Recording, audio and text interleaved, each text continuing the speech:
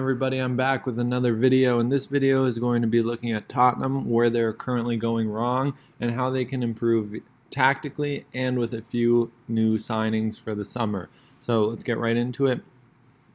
Tottenham have changed their lineup quite a lot, but they pretty much go with a 4-2-3-1 on paper, and then they move to a 4-4-2 defensively with different roles of players, and they pretty much line up in a mid to low block when playing defense, even against some of the weaker teams, to try and counter and create space in behind when they don't have the ball, so when they win it, their offensive transition can take them going forward.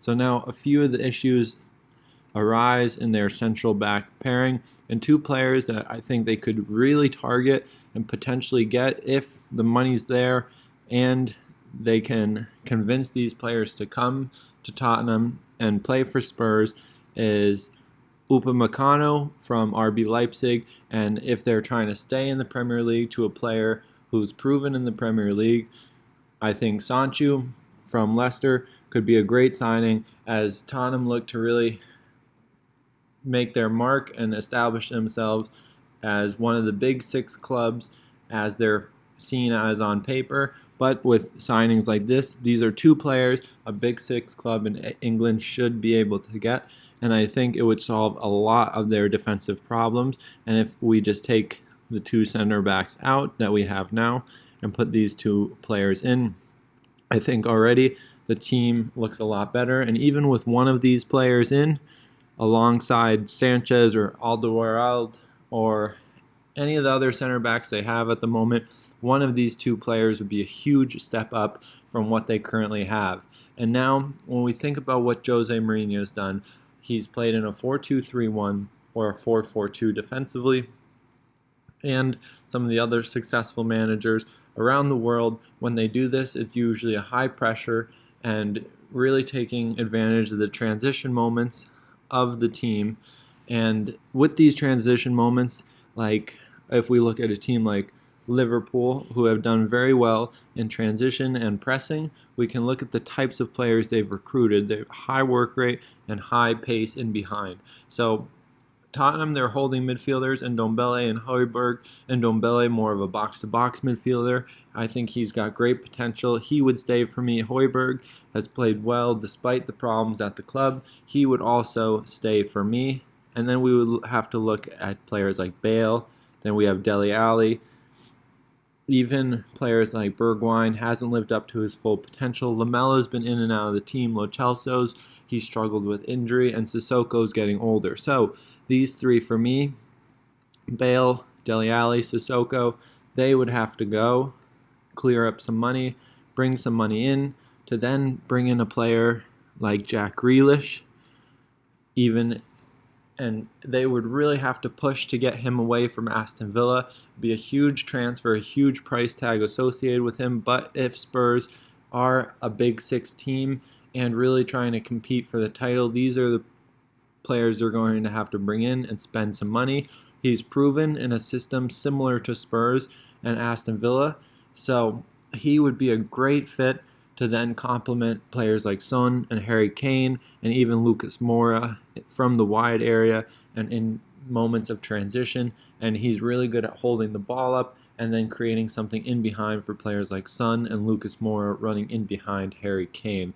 Then, if they couldn't get Grealish, a more feasible option might be Alex Oxlade-Chamberlain. As he's fallen out of form at Liverpool, he's still a great player, and the qualities he possesses, his physicality, athleticism, and his directness towards goal, could be a great fit for what Tottenham could be in their high-intensity pressing, high transition moments with a stable back line of these new defenders we brought in.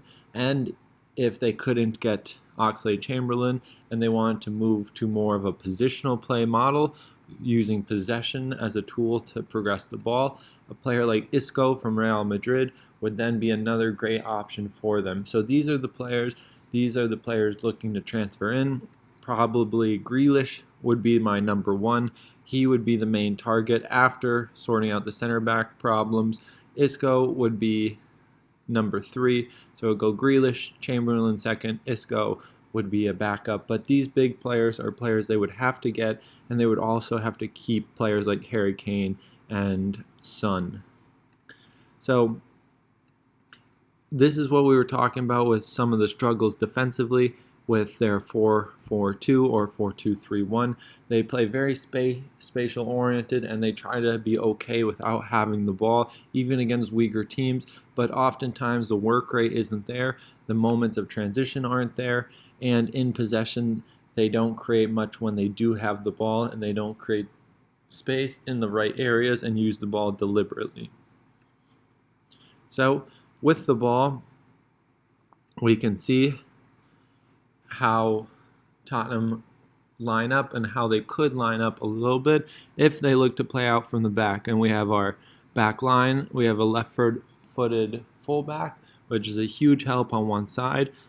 We're still missing a left-footed center back, but that's kind of a rarity these days and hard to find.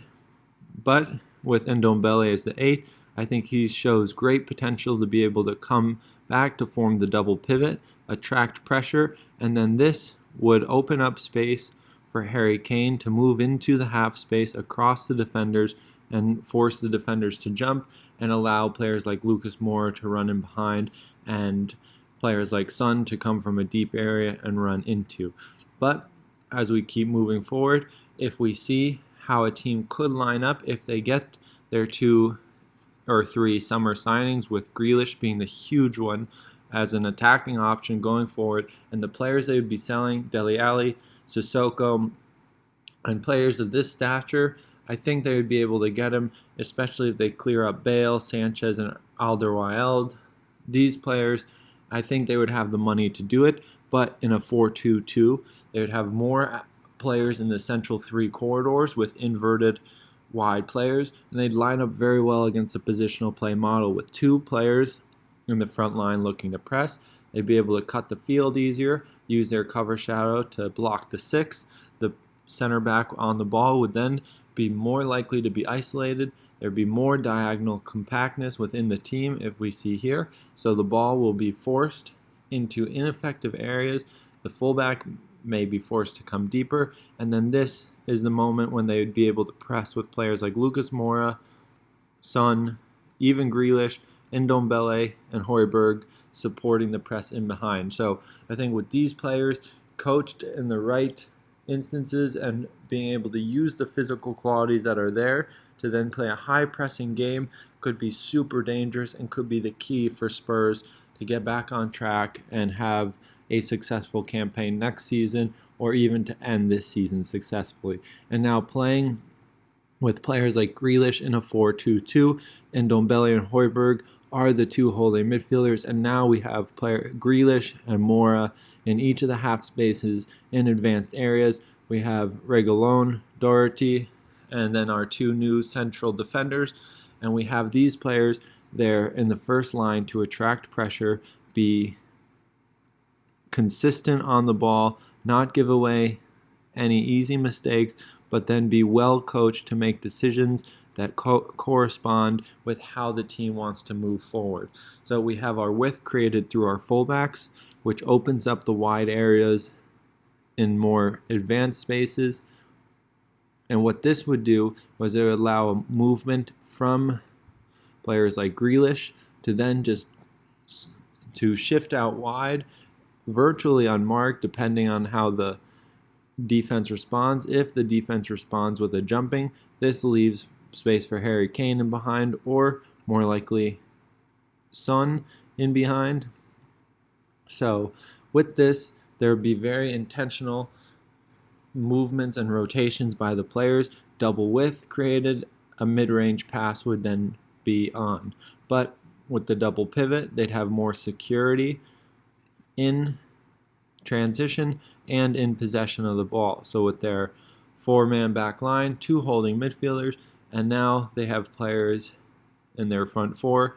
We play with an asymmetric midfield box with 2 players up front, freeing up movement, going deeper towards the ball, which we know Harry Kane likes to do.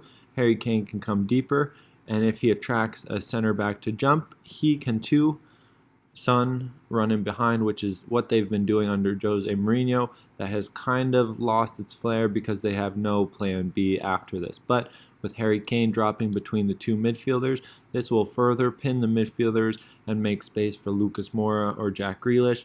Or if Bergwijn gets into form, he can come in for Lucas Moura. We still have Lo Celso and Eric Lamela on the bench as substitutes. So this is how I would line up Spurs, and if I was in charge of anything to do with Spurs, these are the players I would target. My first priority would be getting players of Upamecano and Sancho back and get them in the club, or getting a center back of this quality, of this stature, in to then solidify things as we've seen across the big six clubs. Usually a center back is what it takes to then bring the team together and have a leader there, because we see what Van Dijk means to Liverpool, Ruben Diaz, what he means to Man City, and now we need a player like that at Spurs who can bring the team together and really consolidate their team. So now, with other players gone, a little bit money's freed up, but if not, they still have Dele Alli, who looks like he's staying at the club. If you get him back on form, playing in the Grealish role, but if his work rate isn't there, you still have players like Lo Celso, Bergwijn, Lamela to then fill this role, and who are more willing workers in transition in the defensive phase. So that's how I would fix Tottenham's problems at the moment. Let me know in the description below what you guys think. And as always, please like and subscribe to the channel. Become a member, get exclusive content, and I'll see you in the next one.